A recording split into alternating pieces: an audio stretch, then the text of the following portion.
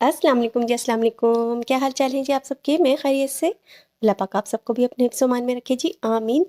आज मैं लेकर हाज़िर हूँ जी आप सबके लिए मुहर्रम स्पेशल में हलीम की रेसिपी। यकीन माने ये इतना टेस्टफुल और इतना मज़ेदार बनेगा। बहुत कम इंग्रीडिएंट्स और घर में ही मौजूद इंग्रीडिएंट्स को यूज़ करते हुए ये रेसिपी मैं बनाने वाली हूँ। बिल्कुल रेशेदार बनकर तैयार होगा, किसी भी मशीन का हमने इस्तेमाल नहीं करना। और ये देखें, रेशा चेक करें जी इसका। ये हलीम हमने 1 किलो चिकन और 1 किलो दालों से बनाया है, तो बहुत ईज़ी रेसिपी और बहुत ही मज़ेदार सी रेसिपी। एक बार इस रेसिपी को मेरे तरीके से लाज़मी ट्राई कीजिएगा। तो चलिए रेसिपी स्टार्ट करते हैं। जिसके लिए आधा कप मूँग दाल ली है पीली वाली, आधा कप ही यहाँ पे मैंने मसूर दाल ली है पीली वाली, आधा कप ही यहाँ पे मैंने ली है माश दाल व्हाइट वाली, आधा कप ही यहाँ पे हम चावल बासमती यूज़ कर रहे हैं, कोई से भी चावल हो बासमती हो। और साथ ही यहाँ पे आधा कप मैंने गंदम का दलिया इस तरह से दरदरा सा कूटा हुआ लिया है। साबुत नहीं लीजिएगा, उसके लिए आपको फिर कुटाई ज़्यादा करनी पड़ेगी। तो यहाँ पे ये तमाम हमारे अनाज हो गया। और साथ 1 कप यहाँ पे हम लेंगे चने की दाल। चने की दाल जो है दालों के मुकाबले में, दूसरी दालों के मुकाबले में डबल लेनी, क्योंकि चने की दाल का टेस्ट बहुत ज़्यादा मज़ेदार होता है, तो इससे हलीम बहुत अच्छा बनेगा। तो तमाम दालों को अच्छी तरह से मिक्स करेंगे। पहले से मैंने इनको साफ़ कर लिया था। और देखिए जी, हलीम मिक्स हमारा घर पे ही बनकर तैयार है। आपको बाज़ार से महँगे-महँगे हलीम मिक्स लेने की ज़रूरत नहीं है। तो यहाँ पे हमने 3 से 4 पानी यहाँ पे निकाल लेना है। और सबसे आसान तरीका है कि आप इन दालों को रात भर के लिए भिगो के रख देंगे ना, तो ये बहुत झटपट से गलकर तैयार हो जाएंगी। कम से कम भी इनको 5 घंटे के लिए तो लाज़मी यहाँ पे रखिएगा। तो यहाँ पे मैंने फजर में भिगोई थी और तकरीबन 10 बज चुके हैं, तो बेहतरीन सा इनको वक्त मिल चुका है फूलने का। तो हमारी दालें फूल चुकी हैं। तो दूसरी तरजी चूल्हे पर चढ़ा दिया हमने बड़े खुले साइज़ का पतीला। साथ ही तमाम दालों को यहाँ पर शामिल करने के बाद यहाँ पे मैंने 3 लीटर पानी शामिल किया था, लेकिन आप 4 लीटर यूज़ कीजिएगा, क्योंकि 1 लीटर मैंने मज़ीद आगे जाके शामिल किया था। बॉयल आने का वेट करते हैं। बॉयल आ चुका है, तो इस टाइम पे हमने 1 टेबलस्पून नमक शामिल कर देना है और हाफ टेबलस्पून यहाँ पे हमने हल्दी को शामिल करना है। 3 तेज़पात शामिल करेंगे, इससे इसकी बेहतरीन सी खुशबू आएगी। 2.5 इंच का हमने दालचीनी का टुकड़ा यूज़ किया है। आप 3 से 4 छोटे वाले यूज़ कर सकते हैं। 1 बड़ी इलायची को इस तरह से मूछ खोलने के बाद शामिल किया है। और 2 टेबलस्पून यहाँ पे हमने घी शामिल किया है। घी ना शामिल कर सकें आप, तो यहाँ पे तेल यूज़ कर लीजिएगा। तो इससे जो है ना, इसका कलर बहुत अच्छा आएगा और टेस्ट बड़ा अच्छा आता है दालों का। तो देखिए जी, तकरीबन 1 घंटा गुजर चुका है। ढककर हमने इनको पकाया था। घी शामिल करने से ये भी होता है कि आपकी दालें बॉयल होने के बाद बाहर नहीं निकलती। तो यहाँ पे देखें जी, 1 लीटर पानी यहाँ पे मज़ीद शामिल किया था, क्योंकि हमारी दालें बिल्कुल गल चुकी थी, घुल चुकी थी। और सिर्फ चने की दाल यहाँ पे हमें नज़र आ रही थी, लेकिन ये भी बिल्कुल गल कर तैयार थी।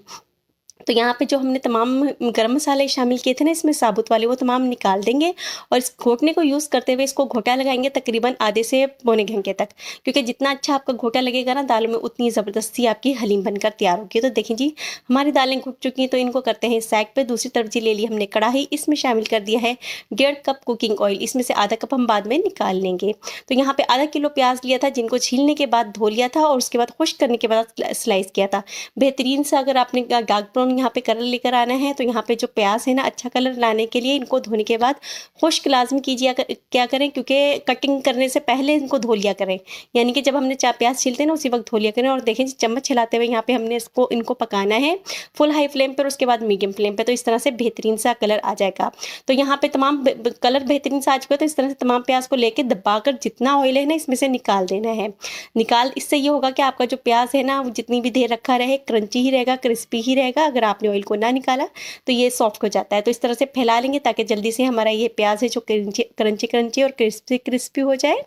तो दूसरी तरफ जी यहाँ पे ले लिया है 1 किलो चिकन, और इस तरह से बड़ा बड़ा साइज़ का लिया है। बोन्स भी हैं इसमें, यानी कि हड्डियाँ भी हैं, और रूखा गोश्त भी है। तो इससे इसका टेस्ट बेहतरीन से आएगा। बिल्कुल अगर हम बोनलेस यूज़ करेंगे ना, तो इतना मज़ेदार हलीम बनकर तैयार नहीं होता। तो इसको हमने शामिल कर दिया है सेम कढ़ाई में, यानी कि आधा कप कुकिंग ऑयल उसमें से निकाल लिया था, जिसमें हमने प्याज को ब्राउन किया था। और बाकी ऑयल में हमने अपनी चिकन को शामिल कर दिया है। 2 से 3 मिनट यहाँ पे अच्छी तरह से फ्राई करेंगे, ताकि जो चिकन का कलर है ना, हल्का सा वाइट हो जाए। इससे चिकन की जो कच्चापन होता है ना, वो ख़त्म हो जाता है। तो साथ ही यहाँ पे 1.5 टेबलस्पून अदरक लहसुन का फाइन पेस्ट शामिल किया है। अब अदरक लहसुन शामिल करने के बाद 5 से 6 मिनट अच्छी तरह से भुनाई करेंगे, ताकि जो हमने अदरक लहसुन इसमें शामिल किया है ना, उसका कच्चापन बिल्कुल ख़त्म हो जाए और हमारी जो चिकन है ना, बहुत अच्छी तरह से पक जाए।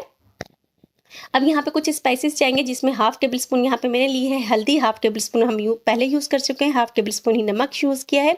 1 टेबल स्पून यहाँ पे सुरख मिर्च शामिल की थी, और 1 टेबल स्पून ही साबुत धनिया पिसा हुआ शामिल किया है। हाफ टेबल स्पून यहाँ पे हमने जीरा पाउडर शामिल किया है, और 1/4 टेबल स्पून यहाँ पे हमने गरम मसाला पाउडर शामिल किया था। और यहाँ पे ग्राइंडर में ब्लेंड करने के बाद दही को शामिल किया है। यकीन माने, अगर आप यहाँ इस तरह से ब्लेंडर में ब्लेंड करके दही को शामिल करेंगे ना, आपकी जो ग्रेवी है ना, बहुत बेहतरीन सी बनती है। बेशक वो किसी सालन की हो या फिर या इस तरह से किसी कोरमे की या फिर हलीम की। इससे ग्रेवी का लुक, टेस्ट और टेक्सचर सेम आता है जैसा हम बाहर से मंगाते हैं, यानी कि हम देगो वाला यूज़ करते हैं। तो देखिए जी 10 से 15 मिनट बहुत अच्छी तरह से भुनाई करनी है ताकि जो मसाला है बहुत अच्छी तरह से भुन जाए। और उसके बाद हमने शामिल किए थे यहाँ पे 2 कप पानी, यानी कि ये वाला कप 1 कप मैंने पहले शामिल कर दिया और 1 कप इस टाइम पे शामिल किया है, और अच्छी तरह से मिक्स किया है और कवर लगा देंगे जब तक कि हमारा चिकन ना गल जाए। बहुत अच्छी तरह से चिकन गलाना, जितना अच्छे तरीके से आपका चिकन गलेगा ना उतना अच्छा इसका रेशा बनेगा। तो यहाँ पे हमारी जी बारिश स्टार्ट हो चुकी थी और लाइट जा चुकी है, तो हमने अंधेरे में ही ये थोड़ी सी शॉकिंग कर दी थी। तो यहाँ पे हमारा चिकन गल चुका है, फ्लेम को ऑफ किया। देखें इतना गला होना चाहिए कि खुद ब खुद ही रेशे अलग होना स्टार्ट हो जाए। तो यहाँ पे हमने चिकन को ग्रेवी से अलग कर लेना है और उसके बिल्कुल बारीक बारीक से रेशे कर लेने। जितने अच्छे बारीक रेशे करेंगे ना उतना अच्छा रिजल्ट होगा। और जो हमारी ग्रेवी है उसको शामिल कर देंगे जी, जो पहले से कुटी हुई हमारी दालें हैं, तमाम ग्रेवी को इसमें शामिल कर दिया है, मिक्स किया है। साथ ही हमने जो अपना चिकन को रेशा रेशा किया है ना वो भी साथ ही डाल देंगे। हड्डियों को यहाँ से हमने रिमूव कर दिया है। रेशा जितना अच्छा बारीक होगा और उतना अच्छा आपका रिजल्ट होगा। तो इसको शामिल करने के बाद मिक्स करेंगे। असल काम अब शुरू होता है, यानी कि अब आपने जितनी अच्छी घुटाई कर ली आपका हलीम उतना ही अच्छा बनकर तैयार होगा।